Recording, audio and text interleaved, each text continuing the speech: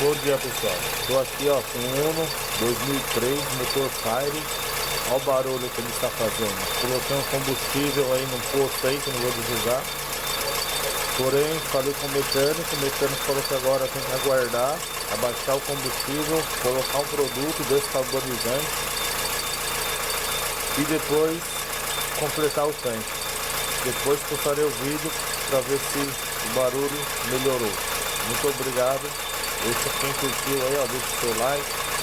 Muito obrigado.